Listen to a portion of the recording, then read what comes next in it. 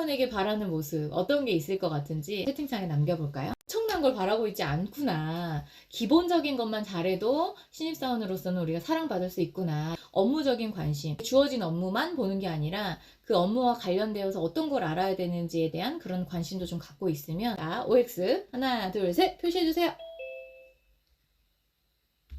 아, 해야 된다. 오, 요거는 약간 이제 케바케예요.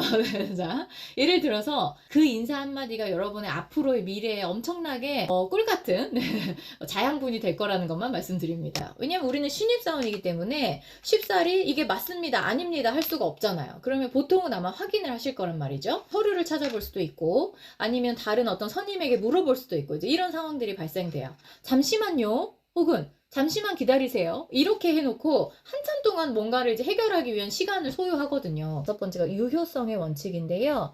그러니까 이 보고서를 보고 그 보고를 받는 사람이 어떤 행동 조치를 취하는데 활용될 수 있는지를 생각하시고 작성을 하셔야 되는 거예요. 클레임 보고서라면 이 상황에서 그렇다면 어떤 것이 문제였고 우리가 놓친 부분은 무엇이고 고객에게 우리가 해줘야 될 부분과 해주지 않아야 될 부분과 앞으로 우리가 개선해야 될 점은 무엇이구나가 나올 수 있도록 동의서나 심할서는 정말 더더욱이나 쓰면 안 되는 것 중에 하나이지만 그래도 이제 혹시 모르잖아요. 네, 그래서 이건 뭐 규정을 위반했다거나 뭔가 분실했다거나 또 손실이 있다거나 혹은 내가 너무 맨날 늦어가지고 경위서 쓰세요 이런 다음에 이제 근태관리 때문 혹은 사고가 났다거나 불량이 발생했다거나 뭐 고장이 났다거나 이럴 때 이제 경위서를 쓸 수가 있는데 신입사원으로 경위서를 쓰는 일은 없으면 좋겠지만 이제 혹시 또 쓸 수 있잖아요. 네, 그래서 이런 상황에서도 마찬가지예요. 이제 사고 보고서나 뭐 클레임 보고서나 경위서 마찬가지로 할 수 있을지 내가 처리 못한다면 회사 차원에서는 어떻게 처리해주면 좋을 것 같은지에 대한 이런 내용들로 쓰시면 됩니다.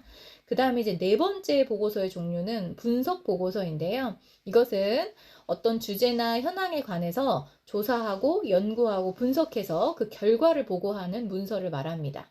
어떤 것들을 많이 쓰게 될지는 달라지겠죠.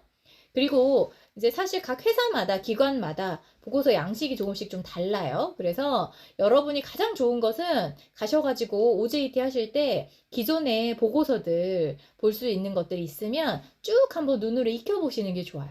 그래야 우리 회사에서 보고서를 쓰는 양식은 이러하고 여기에 들어갈 내용은 이러하고 어떤 내용으로 어떤 형태로 내가 갖춰서 보고서를 써야 되겠구나의 힌트를 좀 얻으실 수 있을 거고요.